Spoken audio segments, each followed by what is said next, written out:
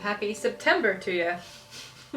It's a huge shame that I haven't documented my time in Scotland nearly as much as I could have on this platform.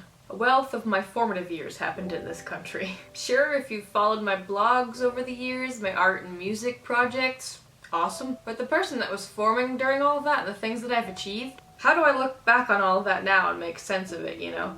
My point is, I never gave myself enough credit for how radical the path I took actually was. Do any of us give ourselves enough credit for what we've actually achieved? If you watched my videos back in the day, you'll remember how consistent and determined I was when I was 22 years old to make decent content. To speak, to exchange, to interact, to build community, tell stories, to send a message. That's my innate gift. Whether I'm curating gigs or scripting videos, I feel like I exist in part to bring people together and make them think differently. When I moved to Glasgow, I didn't quite realize this was who I am, but I did begin a self-exploration that I was never comfortable enough to experience back in America for many, many reasons. So yeah, I became flamboyant in outward appearances, dyeing my hair every color under the rainbow would do again, by the way. But I continued to censor myself in many other essential ways until my late 20s. I did this out of fear, and there was no balance between my inner and outer self, the heart and the mind. Which is why YouTube ultimately got the cut during this time. Your 20s are bizarre like that though, wherein you place all your insecurities within this glass box of reluctance. And you're in the center of this box. You see all your faults and obstacles floated on this glass around you, even though they're mostly invisible to everyone else. And you let these invisible walls stop you from moving. From doing what you're actually good at sometimes. What's something you keep putting off right now that you'd really like to try?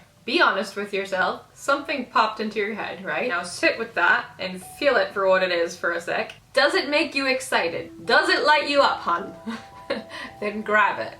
But there's also a lot of people pleasing that happens in your formative years that I don't think gets talked about nearly enough. Where you're shedding ideas of who you don't want to be, but your everyday words and actions don't necessarily follow your heart. For fear of offending, rocking the foundations, rocking your own foundations, saying the wrong thing, being too loud. I struggled so much between the ages of 24 and 28 with this idea of being too opinionated or too driven. Which is why, again, YouTube got the axe at this point in my life. When in reality, those feelings should have been a mega hint that I needed to be my own boss. But insecurity and people-pleasing go hand in hand, and they wedge a huge stake in the ground of your reality. And they also create this well of disappointment and anger inside of you that takes 10 times the amount of effort to fix than it did to form.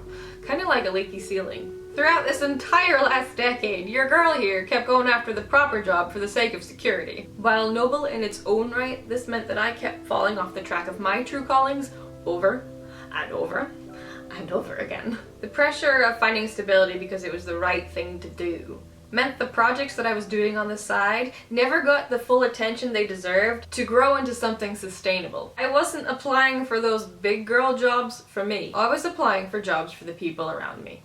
For my peers, my friends, my family, anyone who was watching. Here's the hint. Don't do that because you will shoot yourself in the foot for years and years to come. Who are you applying for jobs for?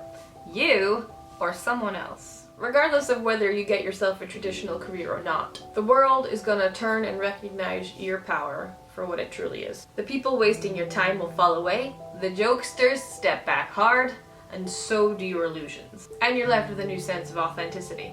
It's like tending to a relationship of any kind.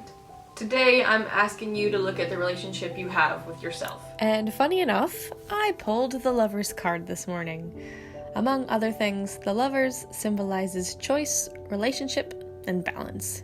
It shows you that sticking to the development of your own personal system of beliefs, regardless of societal norms, will help you make your own choices about what's important and unimportant in your life. It may take a lot of courage of conviction, it does for me, but if you balance your heart and mind on the way towards your own personal power, you're halfway there. Give yourself credit for who you needed to be and for who you still want to be. Stay safe, take care of yourselves, and I'll see you in the next video.